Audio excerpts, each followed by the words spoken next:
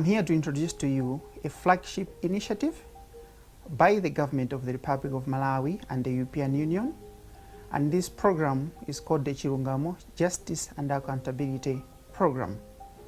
The main objectives of this program are to strengthening access to justice by the many vulnerable groups in Malawi, the people of Malawi, as well as strengthening the accountability mandate of the key government institutions that are beneficial institutions under this program. There are a number of activities that have been implemented under the program for the past 3 years, and we are here to showcase those success stories. Please enjoy the video. The Chilungamo program is a diverse program which covers a broad spectrum of projects. And these projects are intended to enhance the democratic governance here in Malawi. The projects range from elections to the national ID, support to civic education, to paralegal services, and also support to public institutions. And this program is funded up to 52 million euros, and it is a program that runs for 5 years. It began in 2018 and will finish in 2022. The EU intended that this program will contribute to a dignified life through promoting institutional capacities and also effective delivery of justice. We work with the Ministry of Justice, and they are responsible for the supervision and the coordination of this program. We have a project management unit which is in charge of liaising with the institutions in order to understand the needs of these public institutions. Chilungamo has two main objectives. One is access to justice, and the other one is accountability. Access to justice, there are two focus. One is on increasing coordination in the criminal justice system, and the other one is to increase access to justice, mainly for the poor and the vulnerable women. These are really our target beneficiaries in Chilungamo.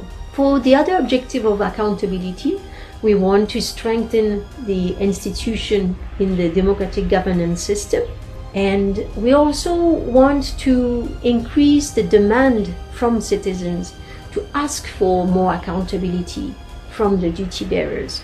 But we also want to increase the knowledge of those duty bearers about what is it their duty to be accountable to the people. Justice is a system where many institutions need to work together. So we call it the penal chain. In order for the system to work efficiently, they all need to work together. And coordination is very important. For example, we were supporting the Criminal Justice Coordination Committee that involves all of the institutions in the penal chain to talk to each other and see what are the bottlenecks and how they can be overcome. Our main beneficiary institutions, there's the judiciary, the Ministry of Justice, the Legal Aid Bureau, the police, the prison, and we also have the Malawi Human Rights Commission and the Office of the Ombudsman. So all of those institutions have to work together. For example, you cannot have a trial just with the judges.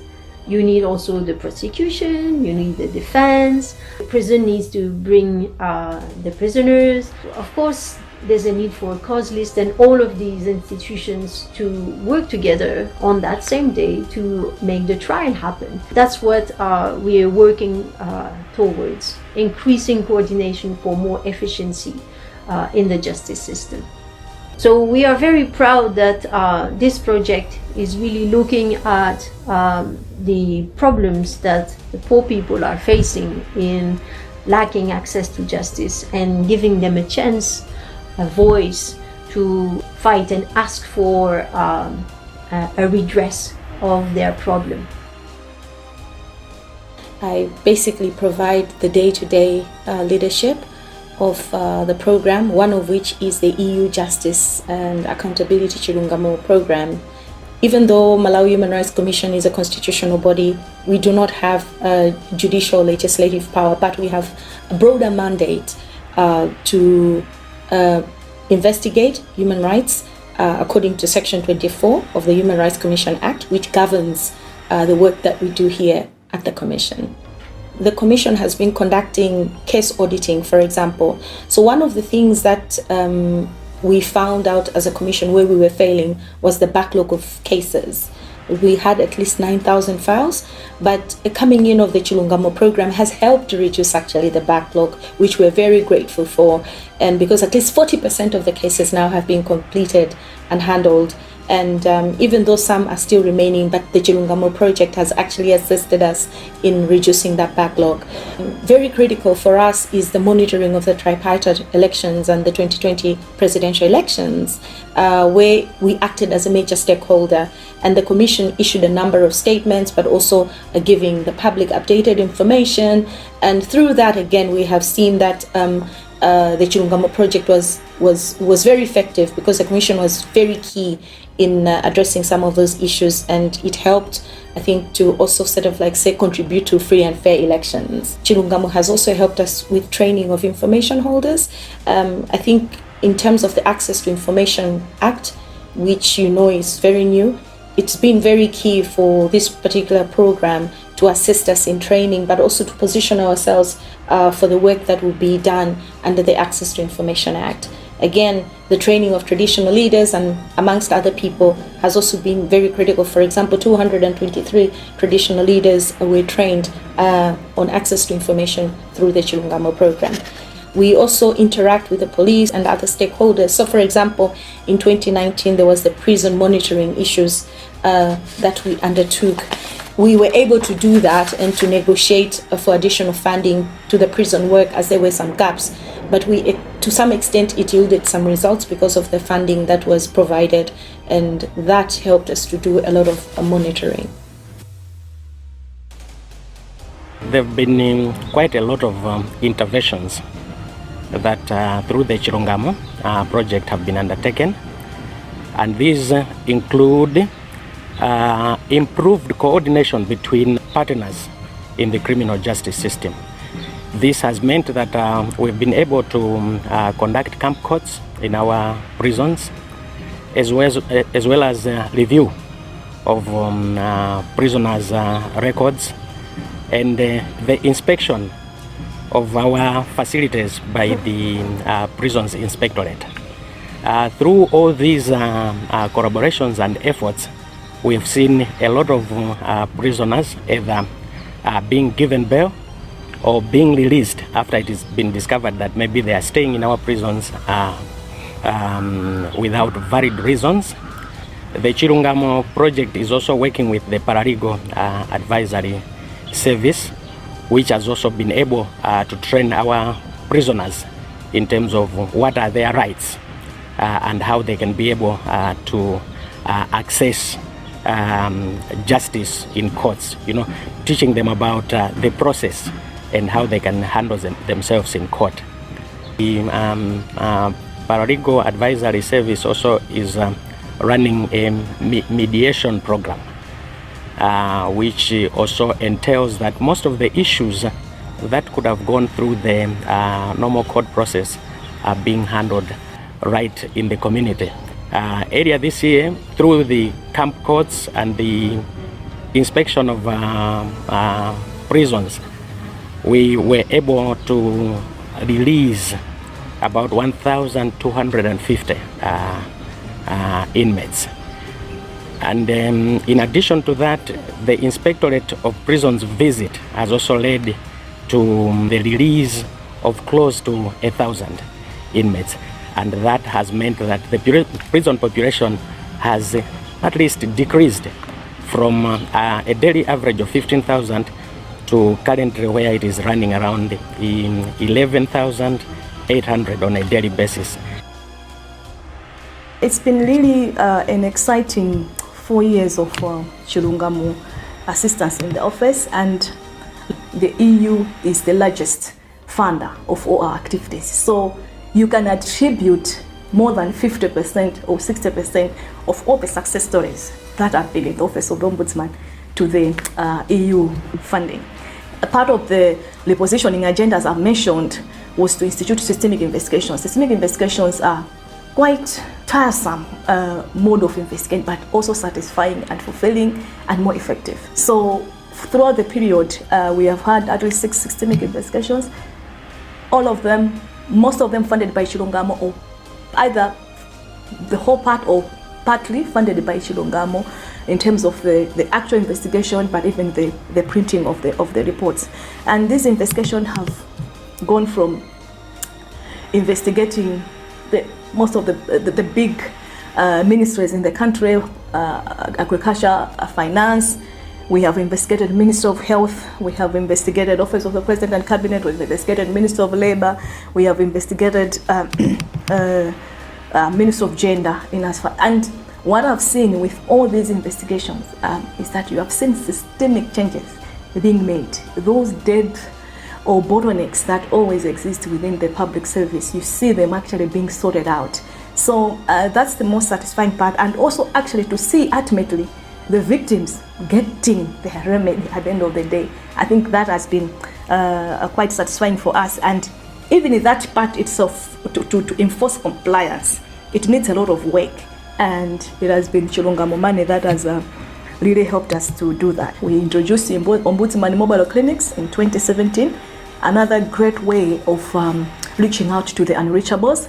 And through that, the statistics that you see in our 2018-2019 report are largely because of the intervention of Ombudsman. Because we go, so my office literally camps in a particular district for like 2-3 weeks, go to all the TAs and go to the level of the villages, talk to the people, and out of that come bringing up the issues, and then we start investigating them. We try to sort out those we can sort out on the ground at the time we're doing the investigation, and then those things that they have failed to do, they bring to me, and then I interface with the DC and all heads of public institutions at the district level. It's a service that an ordinary woman in Malawi, an ordinary girl will get before the damage happens. So when he's at the clinic there and he's facing all sorts of injustices, delay, discrimination, or just being indignified, there's someone that he can run to, he can run to get a remedy before that injustice ends up into a loss of life. At the time Chilungamo came in, we were just setting up our operations, and one of the significant contributions of the program to the operations of the Bureau was setting up of its regional and district offices. We managed to open our Eastern Regional Office in Zomba through the assistance of Chilungamo. They provided resources for pretty much all the equipment and everything which was needed there. They also provided us with the motor vehicles which assisted not only the Zomba Regional Office, but indeed the entire Bureau. Again, the Chilungamo program was very instrumental in helping us formulate some of our key operational documents. There's so many policies, there's communication strategy, the strategic plan, and many other documents which the Chilungamo project financed. On top of that, Chilungamo program was also instrumental in our setting up of the 5 district offices. Using the resources from there, we managed to procure office equipment. We also managed to procure motorcycles which are being used in the districts. We're able to publish the law revision order in 2018 and update the volumes of the laws of Malawi. So all the laws that were updated up to 2018 were accessible through that consolidated piece of legislation in all the law volumes of Malawi. And in addition to that, we've also managed to train our our transcriber, who's involved in the drafting of legislation, because he's involved in transcribing legislation before it is printed. And in addition to this, we are we are updating the laws of Malawi to produce a 2020 law revision order. 4 modern victim support units have been completed And in total, we are actually talking of 11 victim support units that are going to be built and perhaps refurbished through Chilungamo program. And to me, I take this as an excellent and a very good assistance, because at the end of the day, it will improve accessibility of police service. It will also help us to render quality service in as far as the services to cases of gender-based violence is concerned. Police officers benefited with funding from Chilungamo program. We sent them to 2-month courses at our training school in Limbe, where they went to do courses like investigations. They went to do courses like victim support service. They went to do courses like prosecution. Through Chilungamo, 20 computers were bought, so that at the end of the day, we have police officers that are knowledgeable of computers. EU has assisted us to rehabilitate 5 courts, namely Nkota, Mwanza, Mulanje, Ntaja, that's Nanyumbu Court in Ntaja and in Jinji, this magistrate court. And because the plan is that we will rehabilitate through this program 10 courts. So we have done 5, and 2 are under rehabilitation, and these are Baraka and Chitiba. Then 3, we are also now taking effective steps to have them rehabilitated, and these are Likoma, Loa, and Lumbi. That's making a total of 10 magistrate courts. So definitely you will notice that rehabilitation of those 10 courts will go a long way in improving access to justice, because people now will be able to access justice in those districts. Already I mentioned about the provision of conducive environment. Definitely the environment has changed, both for staff and court users. Now we are witnessing expeditious disposal of cases as a result of the rehabilitation of these courts. These are the values of the European Union. According to the treaties, our Article number 2 reads, "The Union is founded on the values of respect for human dignity, freedom, democracy, equality, the rule of law, and respect for human rights, including the rights of persons belonging to minorities." So these are the values that we espouse. This is our DNA, if you will, and it's only natural that we espouse them and advocate them all over the world. Malawi has a very strong foundation on which to build upon. Last year we saw a historic court case, new elections, and a fresh transition of power that was admirable for the whole world, and it was recognized so. Of course, Malawi, being a least developed country, may not have the full resources necessary to adequately meet the aspirations and the needs of its own people. This is why the European Union stands beside with Malawi and has been a strong supporter of this sector, whether it be in democracy, in accountability, in access to justice for the vulnerable, in protecting the civil society space. As a result, for many years, the European Union has supported with rather significant resources this space in Malawi, and we wish Malawi very well in this endeavor. Thank you.